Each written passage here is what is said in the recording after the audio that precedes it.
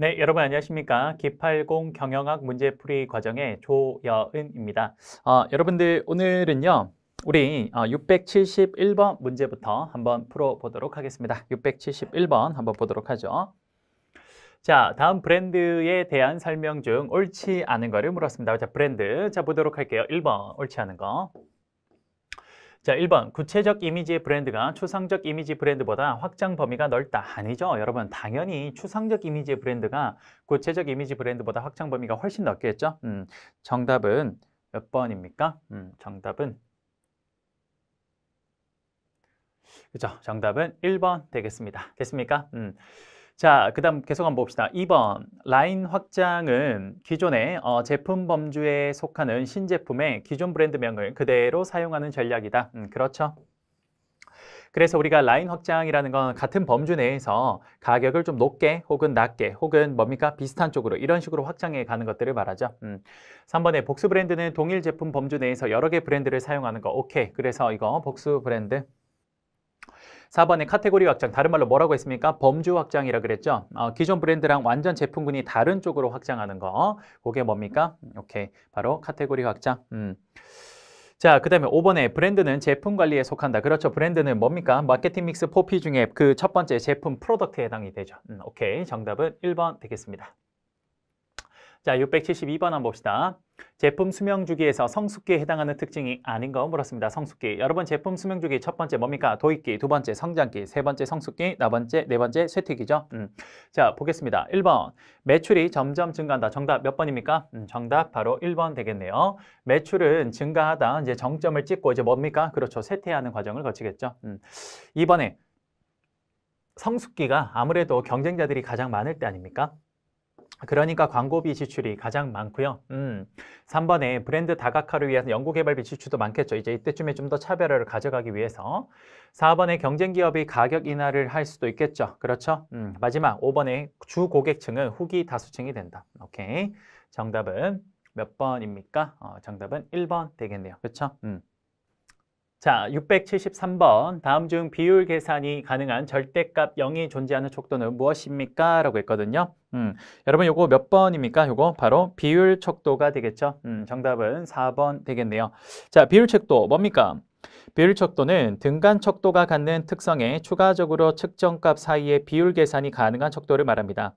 비율 계산이 가능한 이유가 측정하고자 하는 속성이 전혀 존재하지 않은 상태가 0인 절대 0점이 존재하기 때문에 우리는 뭡니까? 비율 계산이 가능하다라고 볼 수 있겠죠. 오케이. 그래서 정답은 4번 되겠습니다. 오케이. 그 다음 674번. A기업에서 세탁기 한 대를 생산하는데 제조 원가가 140만 원이고 매출 총이익률이 30%라면 이때 세탁기 한 대의 가격은 얼마인가 물었습니다. 자, 여러분 이건 매출 총이익률에 대한 걸 알고 있는가 묻는 거잖아요. 해볼게요.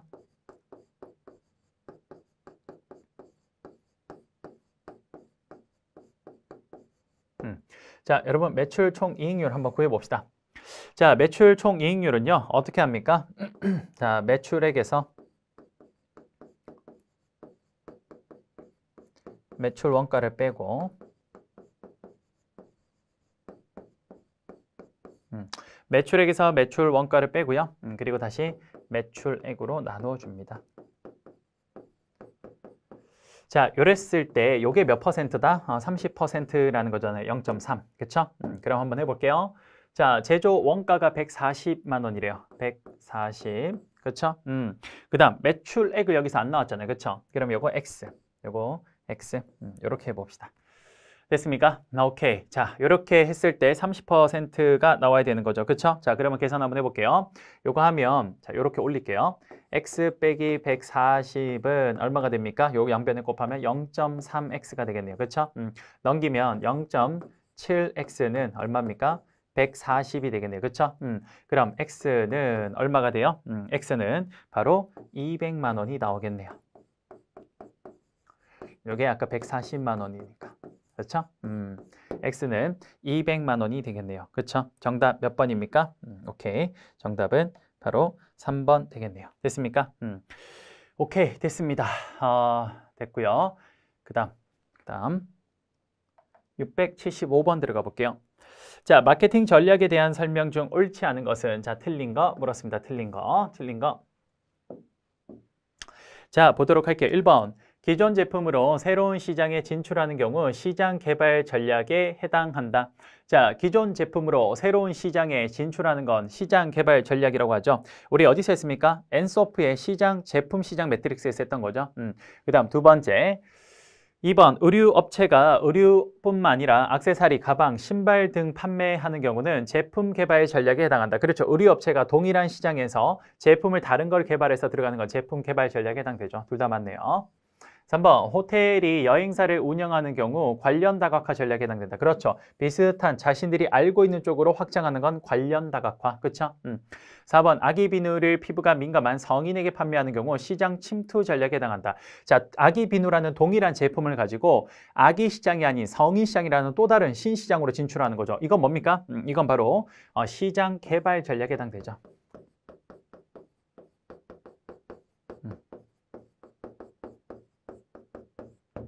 정답은 4번 되겠네요. 5번, 새로운 제품으로 새로운 시장에 진출하는 건 다각화 전략. 그쵸? 오케이. 우리가 했던 거 이거잖아요. 그쵸? 꼭 기억해 주세요. 오케이. 많이 했죠? 자, 676번 들어가 보겠습니다. 자, 다음 중 기업이 다각화를 선택하는 이유가 아닌 것은 첫 번째, 다각화를 하면 성장 추구 가능하죠. 두 번째, 위험 분산, 특히나 다각화 중에 비관련 다각화를 하면 위험 분산이 가능하죠. 세 번째, 범위의 경제. 범위의 경제 뭡니까? 하나의 회사가 2개 이상의 제품을 만드는 거 아닙니까? 그러니까 다각화랑 관련이 있겠죠. 세 번째, 규모의 경제. 아니죠. 여러분, 규모의 경제는 오히려 한 제품을 더욱더 그렇죠. 큰 규모로 생산을 했을 때 고정비를 크게 가져왔을 때 나오는 거니까 정답은 4번이 틀린 말이 되겠네요. 5번, 신시장 진출하는 거 다각화 맞겠네요. 자, 677번. 다음 중 통합적 협상에 대한 설명으로 옳지 않은 것은? 자, 정리 한번 합시다. 협상은 크게 두 가지가 있는데요. 협상은 첫 번째, 분배적 협상과 두 번째, 통합적 협상이 있습니다. 자, 여러분, 우리가 분배적 협상은 굉장히 이렇게 생각하면 좋아요. 뭐냐면요, 분배적 협상은 우리가 제로섬 게임이라고 합니다. 즉 뭡니까? 피자의 크기가 정해져 있기 때문에 내가 많이 가져가면 상대방은 조금밖에 못 가져가는 이런 제로섬 싸움이라면요, 통합적 협상은 서로 윈윈 하는 겁니다. 무슨 말입니까? 피자의 크기를 더욱더 크게 만들어 보자라는 거죠. 그럼 서로가 윈윈 할 수 있으니까. 그렇죠? 자, 그러면 이 통합적 협상 윈윈 전략에 대한 건데 요거에 대한 설명을 옳지 않은 거. 1번, 당사자 간 이해를 조화시킨다. 그렇죠? 2번, 제로섬의 가정에 기초한다. 그거 뭡니까? 그건 분배적 협상. 정답 몇 번? 2번이겠네요. 3번, 둘 다 이익을 볼 수 있는 합의점 찾는 거. 4번, 협상 대상자와 장기적 관계. 보통 분배적 협상은 단기적인 관계인 경우에 이렇게 많이 하고요. 장기적인 경우에는 통합적 협상을 많이 활용을 합니다. 맞죠? 맞네요. 자, 그 다음 5번에 서로 경쟁하는 것보다 협력하는 것이 이익이라는 것에 기초하고 있다. 윈윈. 오케이. 정답 2번. 자, 678번. 다음 중 옳지 않은 것은? 자, 틀린 거 물었습니다. 볼게요. 탄력 근무제는 회사 측의 요구로 실시될 수 있으며 회사의 상황이 급할 때 유용하다. 그렇죠. 회사가 굉장히 뭡니까? 매출이 많이 급감한다거나 회사가 지금 상황적으로 많이 어려울 때, 그럴 때 회사가 탄력 근무제라는 것을 많이 활용을 할 수 있겠죠. 2번. 유형 근무 시간제는 워크숍이나 회의 시간 등의 일정 관리 조정이 용이하다. 아니죠. 유형 근무 시간제를 하면요, 가장 큰 문제점이 서로가 뭡니까? 그 시간, 같이 일하는 시간대가 첫 출발점과 뭡니까? 끝나는 시간이 동일하지가 않습니다. 우리 흔히 말해서 9시 출근, 6시 퇴근, 혹은 8시 출근, 5시 퇴근이라며 모든 전 직원이 똑같이 출퇴근하는 게 아니기 때문에 사실 비는 시간들이 제법 많아요. 그래서 그 서로 맞지 않는 시간을 같이 회의를 할 수 없기 때문에 이런 회의 같은 것들의 일정 관리 조정이 상당히 좀 어렵습니다. 정답은 2번 되겠네요. 3번, 선택 시간제는 회의 시간에 일정을 맞추기 힘들다. 오케이, 맞는 말이고요. 4번, 교대 근무제 하에서는 바이오리듬이 망가질 수 있다. 그렇죠. 우리가 흔히 생각하는 8시간 3교대 가장 대표적인 게 뭡니까? 우리 간호사분들이랑 그다음에 경찰분들, 저녁에 근무를 하시는 분들은 바이오리듬이 망가질 수 있죠. 5번, 재택근무제는 근무 형태 유연성을 높인다. 그래서 최근에 여성들의 경력 단절을 이런 문제를 해결하기 위해서 재택근무를 많이 활용을 합니다. 그렇죠? 정답 2번. 오케이. 자, 그 다음에 자, 보겠습니다. 679번 한번 볼게요. 자, 정보 시스템 개발에 대한 설명 중 옳지 않은 것은? 자, 사실 이 문제는 최근에 이제 다른 어떤 공인 기출에서 나온 문제인데요. 사실 이거 조금 너무 선을 넘은 문제가 아닌가 싶긴 합니다. 근데 워낙 지엽적인 문제들이 이런 식으로도 나오고 있기 때문에 한번 해보자라는 의미로 가지고 오긴 했어요. 요건 사실 엄밀히 말하면 요거는 그 이공계의 프로그램 개발 쪽에 관련된 거거든요. 프로그램. 근데 이걸 이제 그 출제위원들께서 하시는 말씀은 이건 이제 경영정보 시스템 MIS다. 뭐 이렇게 이야기를 하세요. 이게 경영학의 문제이기도 하죠. 코에 걸면 코걸이, 귀에 걸면 귀걸이. 그래서 어쨌든 뭐 MIS의 한 부분이다라고 이야기를 하면 할 말이 없긴 한데, 근데 사실 포포스 이론과 에자일 이론은 저 역시도 잘 본 적이 없는 이론 중에 하나예요. 솔직하게 말하면. 예. 그래서 이건 제가 이제 저도 궁금해서 저도 이제 이걸 뭐 어렴풋이 본 것 같다 뭐 이런 생각은 들긴 하는데 사실 잘 모르겠는 거예요. 저도 잘 모르겠는 이 기출 문제가 처음 나왔을 때. 그래서 제가 이거를 좀 찾아보니까 사실 거의 뭐 컴퓨터 프로그래밍 쪽에서 많이 나오는 이야기더군요. 그래서 이걸 좀 그렇죠. 뭐 제 생각은 이건 좀 선을 넘은 문제라고 보여지긴 합니다만 어쨌든 이런 식으로 지엽적인 문제들이 나오고 있기 때문에 한번 풀어보자라는 의미로 가지고 온 거예요. 근데 개인적으로 이런 문제가 또 나올까?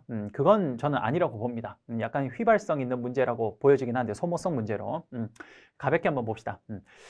우리가 정보 시스템 개발 방법은 크게 그 전통적인 방법과 최근에 와서 이제 그 개발된 어떤 현대적 방법이 있는데 이 포포스 이론이 뭐냐? 이게 전통적 방법이고요. 에자일 이론이 뭐냐? 이게 현대적 방법이라고 볼 수 있습니다. 그러니까 가장 전통적이면서 기본적인 그 정보 시스템 개발 방법이 포포스 이론이에요. 이게 무슨 말이냐면 포포가 어떻습니까? 위에서 밑으로 이렇게 떨어지잖아요. 그렇죠? 그러니까 어떤 정보 시스템을 개발할 때 스텝 바이 스텝으로 이렇게 진행을 하겠다라는 겁니다. 그렇죠? 그럼 포포가 여러분 이렇게 한 번에 떨어지지 가다가 다시 뒤로 백 합니까? 안 하잖아. 그렇죠? 그러니까 뒤로 백 하지 않고 한 번에 쭉 이렇게 진행을 하겠다. 그것도 스텝 바이 스텝으로.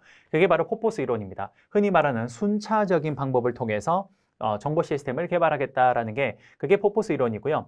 에자일 이론은 가다가 뒤로 백 할 수가 있어요. 가다가 뒤로 백 할 수 있고, 그리고 어떤 텀을 두고 이것들에 대한 정기적인 점검까지도 진행을 합니다. 그래서 이렇게 봅시다. 제가 가지고 온 걸 보면요. 에자일 이론은요. 빠르게 계획하고 실행해서 시장의 반응을 살펴보는 프로젝트 관리 방법론으로 고객 중심적 성향을 갖고 있습니다. 그리고 짧고 점진적인 개발 주기로 구성을 해서 이것을 반복하면서 상품을 발전시키는 이론을 그걸 우리는 에자일 이론이라고 해요.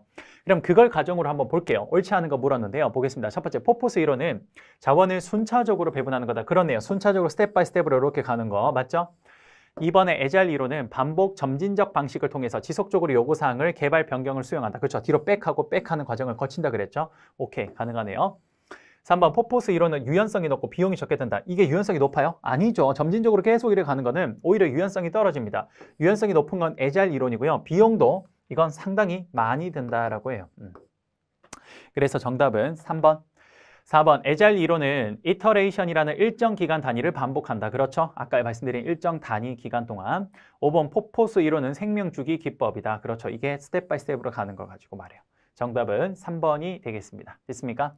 굉장히 좀 저는 별로인 문제라고 생각을 하긴 했으나 이런 문제가 나온 게 있어서 한번 보자라는 의미로 가지고 온 거예요. 오케이. 자, 680번. 신뢰성 검사 방법에 대한 설명 중 옳지 않은 것은 보겠습니다. 자, 볼게요. 1번. 실시, 재실시. 이게 이제 검사, 재검사죠. 자, 실시, 재실시 검사는 동일한 대상에게 동일한 시간을 두고 재실시하는 방법이다. 그렇죠? 첫 번째 그 문제를 가지고 일단 테스트를 하고요. 바로 다시 재검사를 하면 이 사람이 그 답을 외우고 있으니까 일정한 시간의 텀을 두고 이걸 답을 어느 정도 망각했을 때쯤에 다시 보는 거. 그거 말하는 거죠. 자, 양분법은 뭡니까? 홀수, 짝수로 나누어서 보게 만드는 거죠. 홀수, 짝수 이렇게. 대체 형식법은 뭡니까? 하나의 시험을 보고요. 이 시험과 비슷한 형태의 시험을 보게 만드는 거죠. 근데 대체 형식법은 같은 시험을 다시 실시하는 게 아니죠. 정답은 3번 되겠네요. 자, 그 다음 4번 복수 양식법은 대등한 2개 이상의 측정 도구로 동일한 대상을 검사하는 방법을 우리는 복수 양식법이라고 이야기를 합니다. 그렇죠? 5번의 신뢰성은 검사 결과의 일관성과 안정성을 의미합니다. 그렇죠? 제가 이거 앞쪽에서 한번 했죠. 신뢰성은 검사 결과가 일관되게 나오고 그 다음에 안정적으로 비슷한 것들이 나와줘야 된다. 신뢰성을 크게 두 가지로 말하면 요 두 가지다. 앞에서 한번 이야기했던 거네요. 그렇죠? 정답은 3번 되겠네요. 자, 그 다음에 681번 한번 봅시다. 인력 예측에 대한 다음 설명 중 옳지 않은 것은 자 틀린 거 물었습니다. 볼게요. 1번. 하향적 접근법은 주로 인력 수요 예측 과정을 그렇죠. 위에서 밑으로 하는 거죠. 그 다음 밑에 사람들이 인력 수요를 예측해서 위쪽으로 올려주는 건 상향식 방법이죠. 맞네요. 자, 인적 자원의 조절은 인력 수급이 원활하지 않을 때 진행된다. 그렇죠. 인력 수급이 원활하지 않을 때 어떻습니까? 예를 들어서 필요 인력보다 사람이 너무 많을 때에는 어떻게 해요? 줄이는 방향으로. 필요 인력보다 사람이 너무 부족할 때는요. 어떻게든 그렇습니다. 좀 모으는 방향으로 가야겠죠. 모집하고 선발하고. 3번에 델파이 기법은 회기식을 통해 도출할 수 있다. 전혀 다른 말이죠. 델파이 기법은 정성적 기법, 회기식은 정량적 기법이고 델파이 기법은 익명의 전문가 여러 명이서 하는 거라면 회기식은 뭡니까? 그렇죠. 흔히 말하는 원인과 결과, 인과관계에 의해서 가는 거죠. 그래서 틀린 거는 정답 3번. 4번 시계율 예측법은 양적, 그렇죠. 그 다음에 5번에 판매원 의견 종합법은 대표적인 그렇습니다. 정성적, 질적 예측 기법입니다. 앞에서 했던 거. 정답 3번. 682번 들어가 봅시다. 682번. 산업재해에서 가장 많이 사용되는 거 말씀드렸죠. 산업재는 굉장히 전문적인 재화인 경우가 많기 때문에 가장 대표적인 게 인적 판매라고 했습니다. 그렇죠? 683번. 판매 촉진 활동이 아닌 것은 판촉. 대표적인 게 뭡니까? 가격 할인, 샘플 제공, 혹은 뭡니까? 쿠폰 제공 이런 것들이죠. 아닌 건 뭐예요? 광고. 정답 2번. 684번. 소비자들에게 면도기를 저렴한 가격으로 구매하게 한다. 면도날을 비싼 가격에 판매하는 거 앞에서 많이 했네. 뭡니까? 오케이. 종속 제품 가격 결정. 685번 들어가 보겠습니다. 아웃소싱에 대한 설명으로 옳지 않은 것은 아웃소싱. 인소싱과 같은 개념을 가지고 있다. 전혀 틀렸네요. 그렇죠? 여러분 아웃소싱의 반대 개념이 뭡니까? 그게 인소싱이에요. 그래서 정답은 1번. 2번. 생산량을 늘리거나 줄이기 쉬워서 변화하는 환경에 유연성을 가진다. 그렇죠. 아웃소싱의 가장 큰 장점이 변화하는, 급변하는 환경에 유연하게 적응을 할 수 있다라는 거고요. 3번. 너무 의존하면 핵심 영향을 잃을 수 있다. 그렇죠. 아웃소싱의 가장 큰 단점이 우리가 계속 바깥쪽에다가 많이 외주를 주다 보면 우리의 핵심 기술이 유출될 수가 있습니다. 그게 가장 큰 단점이죠. 4번 아웃소싱은 최근 단순 외주에서 전략적 제휴로 개념이 점차 변화하고 있죠. 그래서 예전에는 그냥 단순히 싼 곳만 찾았다면 최근에는 조금 안 싸더라도 그 회사와 장기적 관계를 가져가는 그런 전략적 제휴를 많이 맺고 있습니다. 5번 기능적 차별화와 규모의 경제 실현에 중점을 둔다. 그렇죠. 잘하는 것만 집중하고 나머지는 다 줘버리는 거. 오케이. 정답. 기능적 차별화는 어떻게 가능한 겁니까? 그렇죠. 핵심 역량으로. 그래서 그거 앞쪽에서도 한번 했죠. 핵심 역량 이야기. 자, 686번 한번 보겠습니다. 동인 이론에 대한 설명으로 옳지 않은 것은 동기 이론이라고도 하죠. 한번 보도록 하겠습니다. 그에 대해서 옳지 않은 거. 자, 동인 이론에서 개인의 행동은 후천적 학습을 통하여 배워진 동기와 행동 경향에 의해서 형성된다. 오케이, 맞는 말이네요. 그런 것들을 일반적으로 우리 2차적 동인이라고 합니다. 바로 나오네. 2번, 2차적 동인은 학습되는 경향이 있다. 그렇죠? 3번 동기는 욕구의 결핍 정도의 영향을 받는다. 그렇죠. 그 사람이 욕구의 결핍이 크면 클수록 그거에 대해서 행동으로 옮겨야겠다라는 동인, 즉 동기는 더 커질 수 있겠죠. 4번 일반적 동인은 1차적 동인과 2차적 동인 사이에 있으면 학습된다. 아니요. 1차적 동인이라는 건 인간이 타고나는 것들, 인간이 태어나면서부터 가지고 있는 어떤 동인 혹은 동기를 말하는 거고요. 2차적 동인은 일반적으로 후천적으로 학습할 수 있는 학습을 통한 동기를 말하는 겁니다. 그래서 학습은 주로 2차적 동인에 의해서 진행이 된다라고 보시면 되겠네요. 5번에 손다이크 효과의 법칙을 근거를 두고 있다. 오케이. 정답은 몇 번입니까? 틀린 거죠. 틀린 거니까 정답 4번. 됐죠? 자, 687번. 요거는 차이 시역에 대한 웨버 상수네요. 그렇죠? 현재 제품의 가격이 2,000원이고 웨버 상수가 0.2일 때 소비자 가격 차이를 느끼지 못하도록 가격 인상을 시도할 때 설정 가능한 가격대는 이건 여러분 웨버 상수를 알고 있는가를 묻는데요. 그 웨버 상수 K 어떻게 구합니까? 웨버 상수 K는 자, 분자의 뭡니까? 차이 시격.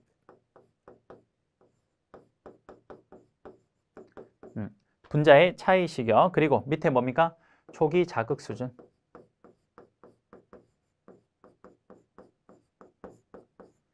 이거 말하는 거거든요. 그렇죠? 여러분 이 차이 시격이라는 게 뭐냐면요. 이 차이 시격은요. 우리가 제품의 가격의 그 변화를 말하는데 이 지금 웨버 상수는 차이 시격이 자, 예를 들어서 0.2잖아요. 그럼 이 차이 시격은 예를 들어서 이렇게 표현할 수 있어요. 얼마까지 가격을 올릴지 모르겠으나 현재 가격이 2,000원입니다. 그렇죠? 요걸 우리가 차이 시격이라 그러고 초기 자극 수준이 현재 가격이 2,000원이니까 2,000원이죠. 이 말이야. 잘 보세요. 이거의 해석을 어떻게 하냐면요. 이렇게 하는 거예요. 현재 2,000원짜리인데 얼마까지 올렸을 때 요게 이제 요 가격을 올리면 그 차이죠. 그럼 내가 2,000원의 현재 가격을 갖고 있을 때 얼마만큼의 가격의 그 차이가 발생했을 때 사람들은 그 가격의 변화를 크게 인지하지 않는가? 그게 바로 0.1이라면 요 안에서만큼은 가격의 변화를 크게 느끼지 않는다라는 겁니다. 그럼 이것보다 더 벌어지면 어떻게 되냐? 가격이 이제 변했다라는 걸 사람들이 인지하는 거예요. 그럼 결국 이거 풀면 되는 거예요. 이것만. 그러면 한번 해봅시다. 어떻게 됩니까? 자, 계산을 한번 해보면요. 0.2는 2000분의 x-2000 되겠죠? 그러면 한번 해봅시다. 양변에 곱하면 어떻게 됩니까? x-2000은 이거 곱하면 얼마예요? 나누면 400이죠. x 얼마입니까? 2,400원이네. 즉 2,400원까지 변하는 건 여기 2,400원까지 변하는 건 사람들이 가격의 변화를 크게 민감하게 반응하지 않는다라는 거예요. 그럼 2,400원이라는 가격이 들어와 있으면 되겠네요. 그렇죠? 정답 몇 번입니까? 2번 되겠네요. 오케이. 자, 688번 보겠습니다. 자, 분리설립 스핀오프라고 하죠. 자, 분리설립 스핀오프의 설명으로 알맞지 않은 거, 틀린 거 물었습니다. 볼게요. 자, 스핀오프라는 건 뭡니까? 기업 분할의 하나의 방법이죠. 그러니까 일단 1번 맞네요. 기업의 분할의 방법인데 인적 분할, 뭐 물적 분할 이런 이야기를 하죠. 그 스핀오프 말 그대로 기업이 가지고 있는 것을 분할하는 겁니다. 자, 주로 왜 이렇게 합니까? 그건 바로 미래 경영에서 환경 변화에 대비하기 위해서 회사의 큰 덩어리를 잘게 쪼개는 과정이라고도 볼 수 있어요. 세 번째, 과도한 기업 확장에 따른 폐단을 시정할 수도 있겠죠. 너무 크게 덩치를 만들어놨던 걸 조금씩 그렇죠 떼가면서 기업을 스핀오프, 분리설립하면서 조금 덩치를 줄이는 하나의 그렇죠 시정 방법 중에 하나라고 볼 수 있고요. 네 번째 뭡니까? 과도한 기업 집중 시정할 수 있다. 역시 위쪽에 있는 내용과 비슷한 의도로 말한 거네요. 그렇죠? 마지막 5번에 기업 계열화에 의한 이익을 확보할 수 있다. 이런 목적으로 스핀오프를 하지는 않습니다. 주로 위쪽에 있는 이런 목적이에요. 그러니까 뭔가 계열화를 통해서 돈을 더 벌 목적으로 스핀오프를 하는 게 아니라 기업을 분리 설립하는 게 아니라 뭡니까? 주로 환경에 대응하고 너무 과도하게 집중되어 있는 기업을 조금 그렇죠. 이걸 분산시키는 목적으로 하는 게 스핀오프예요. 그러니까 이런 계열화에 대한 이익 확보는 좀 아니라고 보여집니다. 정답 몇 번? 5번 되겠네요. 자, 689번 한번 봅시다. 비관련 다각화 특징이 아닌 거, 틀린 거 물었습니다. 볼게요. 비관련 다각화는 뭡니까? 이런 거죠. 삼성전자가 식품 산업에 뛰어들어서 같이 하는 거죠. 그런 회사를 이렇게 인수해가지고 자, 볼게요. 현재 사업 분야와 공통적인 요소가 없는 산업 분야에 진출하는 거다. 정확히 맞네요. 그렇죠? 2번, 재무적 위험을 분산시킬 수 있다. 그렇죠. 우리가 전자산업에서의 위험이 식품산업으로까지는 연결이 안 될 거니까 도미노 현상이 일어나는 걸 이게 탁 끊어지는 역할을 해줍니다. 그렇죠? 그 다음 3번, 전략적 적합성이 없을 수 있죠. 그렇죠. 그 시너지 효과가 잘 안 나타날 수도 있습니다. 그렇죠?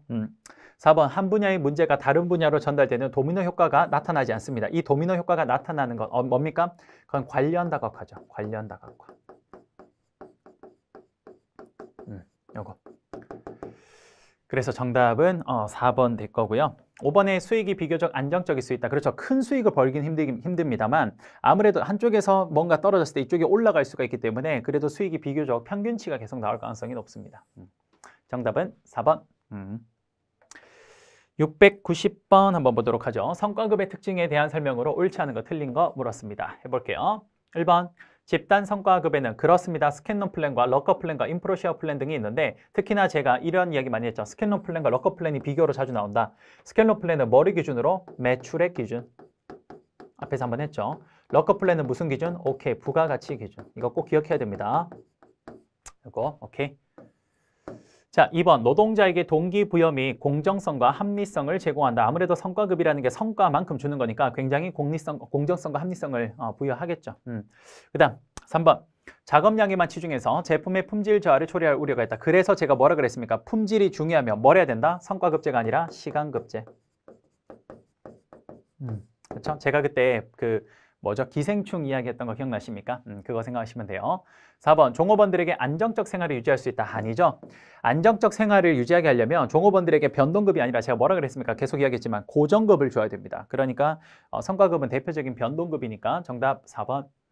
5번, 노동 성과를 측정하여 그 결과에 따른 임금 산정 및 지급 방법이다. 그렇죠. 성과에 따른 임금 지급. 오케이.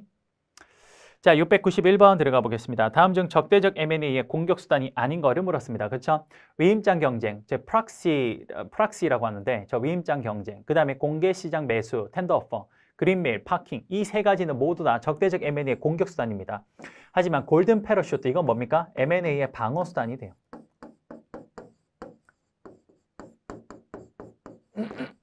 그렇죠. 정답 5번 됐죠? 692번 다음 692번 단위 생산과 대량 생산에 어울리는 조직 유형은 여러분 단위 생산은 뭡니까? 다품종 소량 생산일 거고요. 대량 생산은 소품종 대량 생산 말하죠. 그러면 다품종 소량 생산이 되려면 어떤 조직? 유기적 조직 구조. 그렇죠? 그다음에 대량 생산, 소품종 대량 생산은 기계식 구조. 여기 아니고 기계식 조직. 그러니까 정답은 몇 번? 2번 되겠네요. 693번 의사소통의 네트워크에 대한 설명으로 옳지 않은 거를 물었습니다. 옳지 않은 거. 자, 보도록 할게요. 수레바퀴형, 이건 뭡니까? 이런 거죠. 리더가 여기 있고 나머지 모든 구성원들이 리더를 중심으로 의사소통을 이루는 걸 우리 뭐라 그럽니까? 이게 수레바퀴 모양처럼 생겼죠. 그래서 수레바퀴 모형. 수레바퀴형은 집단 내 강력한 리더가 존재하고 모든 정보는 리더를 중심으로 집중한다. 맞네요. 원형은 권한의 집중도가 낮다. 원형은 어떤 겁니까? 이런 거죠. 주로 위원회의 의사소통 방법인데 이렇게 된 거죠. 이렇게 서로 굉장히 평등한 상태에서 의사소통을 하는 거라서 이건 권한에 집중이 있는 게 아니라 굉장히 공평하게 분산되어 있는 거죠. 집중도가 낮다. 맞네요. 3번 라인과 스텝 조직이 혼합된 경우에는 Y형을 사용한다. 그렇죠. 왜? Y형이란 건 뭡니까? 이런 거죠. 위쪽에 상사 2명이 내리는 어떤 의사 결정을 이걸 한 사람의 조정력이 이걸 조정을 해서 아랫사람한테 전달을 하는 겁니다. 이게 대표적인 Y형인데 주로 어디에서 많이 쓰느냐? 라인 조직과 스텝 조직이 혼합되어 있을 때 그때 한 명의 조정력이 그걸 잘 조정해서 전달해 주는 거. 오케이, 맞네요. 4번에 사슬형과 원형의 만족도가 가장 높다. 자, 원형의 만족도는 높아요. 의사소통에. 근데 쇠사슬형, 사슬형은 뭡니까? 이거예요. 일직선 구조로 되어 있는 의사소통 규형. 이건 뭡니까? 만족도가 굉장히 떨어지죠. 그래서 원형은 맞으나 사슬형은 아니다. 정답은 4번. 5번 Y형은 조정력이 존재하다. 방금 이야기했네요. 조정력. 방금 이야기했던 거 쭉 다 적혀있네요. 오케이. 자, 694번 한번 들어가 보겠습니다. 694번. 자, 다음 중 창업 시 사업 기회의 평가와 관련이 없는 것을 모두 몇 개입니까? 라고 했습니다. 자, 사업 기회를 평가받는다라는 건요. 뭡니까? 사업이라는 걸 실제로 시행하기 전에 우리가 실시하기 전에 여러 가지 사업성이 있는지 이런 것들을 평가받는 거거든요. 그래서 사업 시기의 평가, 잠재적 수익성, 이게 될 건가 안 될 건가, 그 다음 이 사업이 과연 다른 것들이 얼마나 연계가 가능한가 이런 것들에 대한 평가는 사업 기회를 평가하는 요 과정에서 들어가는 게 맞아요. 맞죠? 하지만 사업 계획서는 뭡니까? 이제 하겠다라고 하고 난 뒤에 그 관련된 거를 보여주는 거 아닙니까? 그래서 아닌 거는 요것만 아니에요. 요것만. 정답 몇 번? 정답 1번이 되겠습니다. 오케이. 사실 이 문제도 굉장히 지엽적이죠. 그리고 약간 뭐라 해야 될까요? 좀 시사상식을 좀 빙자한 문제라고 보여지긴 합니다. 오케이. 자, 695번 Z 이론. 이게 뭡니까? 오우치라는 사람이 한 거죠.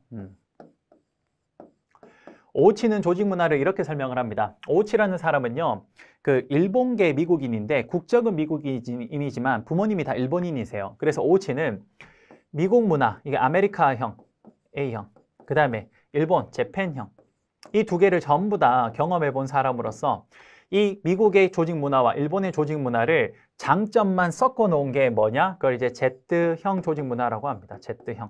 그걸 오우치의 조직 문화의 Z 이론이라고 하는데 이때 미국의 좋은 장점과 일본의 좋은 장점을 그걸 섞어 놓은 거예요. 섞어 놓은 거. 그래서 그것들을 가지고 본 건데 한번 보겠습니다. 옳지 않은 거. 자, 1번. 빠른 승진을 원칙으로 한다. 바로 틀렸네. 정답 1번. 기본적으로 빠른 승진과 관련된 건 미국은 승진이 빨라요. 그리고 단기적이에요. 일본은 승진이 어떻냐? 굉장히 점진적이고 천천히 이루어지게 되어 있습니다. 그럼 둘 중에 뭐가 낫냐? 바로 일본형이 좀 더 낫다라고 이야기를 해요. 그래서 틀린 거는 정답 1번입니다. 이번에 미국의 오우치 교수가 주장한 건 오케이, 제가 이야기했죠. 오우치.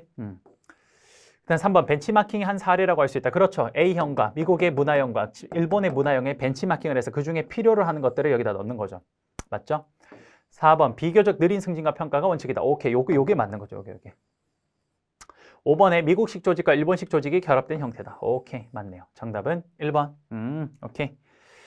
자, 696번 들어가 보겠습니다. 시스템 이론 관점에서 경영의 투입 요소와 산출 요소를 구분할 때 산출 요소는 노동은 뭐예요? 노동은 투입, 자본 투입, 전략 투입, 정보 투입, 제품은 오케이, 산출. 정답은 5번이 되겠네요. 697번. 다음 중 고객의 입장을 생각하는 개념은 무엇입니까? 오케이, 한번 봅시다. 고객 중심은 뭡니까? 요 세 가지는 전통적 마케팅 개념이고요. 그 다음 사회 컨셉은 사회 중심이 되겠죠. 고객이 중심이 되는 건 마케팅 컨셉. 오케이. 대표적으로 4번. 여기 대표적인 것들이 뭐 있었습니까? CRM 같은 거. 이런 거. 자, 698번 한번 볼게요. 다음 중 탐색조사에 속하지 않는 것을 물었습니다. 그쵸? 여러분들 우리 탐색조사에 해당하지 않는 것은 관찰조사, 패널조사, 사례조사, 그 다음에 면접조사, 그 다음에 문헌조사가 있는데요. 다 맞는데 패널조사는 어디에 해당되냐면요. 패널조사는 이거는 기술조사에 해당이 됩니다. 그래서 정답은 2번 되겠습니다. 됐습니까?